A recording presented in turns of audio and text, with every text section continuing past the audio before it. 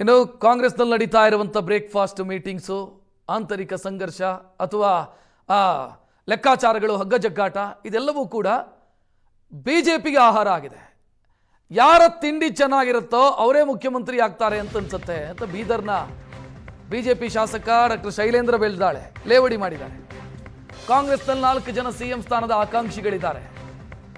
ಅವರಿಗೆಲ್ಲ ನಿಮ್ಮ ಮನೆಯಲ್ಲಿ ತಿಂಡಿ ಮಾಡಿ ಅಂತ ಹೇಳಿರಬಹುದು. ರಾಹುಲ್ ಗಾಂಧಿ ಮತ್ತು ಸೋನಿಯಾ ಗಾಂಧಿ ಹೇಳಿರ್ಬೋದು. ಈಗ ಸಿಎಂ ಡಿಸಿಎಂ ಮನೆಯಲ್ಲಿ ತಿಂಡಿ ಮಾಡಿದ್ದಾರೆ. ಯಾರ ಮನೆ ತಿಂಡಿ ಚೆನ್ನಾಗಿರುತ್ತೋ ಅವರು ಮುಖ್ಯಮಂತ್ರಿ ಆಗ್ತಾರೆ. ನಾಳೆ ಸತೀಶ್ ಜಾರಕಿಹೊಳಿ, ಪರಮೇಶ್ವರ್ ಕರೀಬಹುದು. ರಾಜ್ಯ ಸರ್ಕಾರದ ಸಿಎಂ ಸ್ಥಾನ ತಿಂಡಿ ಮೇಲೆ ನಿರ್ಧಾರ ಆಗುತ್ತೆ. ಜನರಿಗೆ ಏನು ಸಮಸ್ಯೆ ಇದೆ ಅನ್ನೋದೆಲ್ಲ ಸರ್ಕಾರಕ್ಕೆ ಗೊತ್ತಾಗ್ತಿಲ್ಲ ಅಂತ ಅವ್ರು ಲೇವಡಿ ಮಾಡಿದ್ದಾರೆ.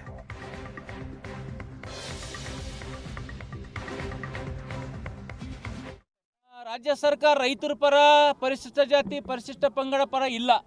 ಯಾಕಂದರೆ ಈಗ ಓನ್ಲಿ ಕುರ್ಚಿ ಕಿತ್ತಾಟದಲ್ಲಿ ಬ್ಯುಸಿಯಾಗಿದ್ದಾರೆ.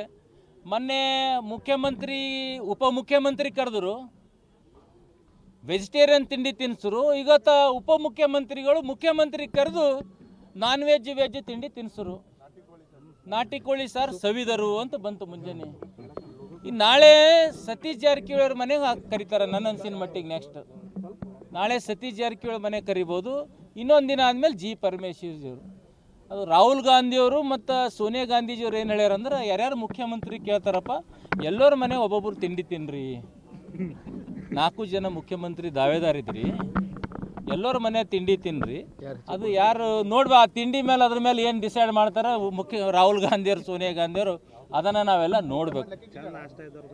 ಈಗ ಅದೇ ಯಾವ ಥರ ಈಗ ಕಾಂಪಿಟೇಷನ್ ಬೀಳ್ತದೆ. ಈಗ ಮೊನ್ನೆ ಒಂದಿತ್ತು, ಇವತ್ತೊಂದು, ಮತ್ತು ನಾಳೆ ನಾಡ್ದು ಅವ್ರೇನು ಮಾಡ್ತಾರೋ. ನೀವು 4 ಜನರಿಗೆ ನೀವು ಫಸ್ಟ್ ತಿಂಡಿ ತಿನ್ನಿರಿ, ಆಮೇಲೆ ಡಿಸೈಡ್ ಮಾಡಿರಿ ಅಂದ್ರೆ. ಈ ಒಂದು ಪ್ರಯತ್ನ ರಾಜ್ಯ ಸರ್ಕಾರ ಮೇಲೆ ಆಗ್ತಾ ಇದೆ.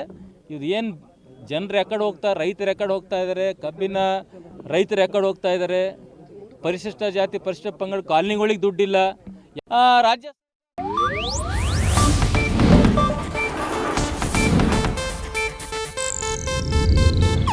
ಇದು ಏಷ್ಯಾನೆಟ್ ನ್ಯೂಸ್ ನೆಟ್ವರ್ಕ್ ಪ್ರಸ್ತುತಿ.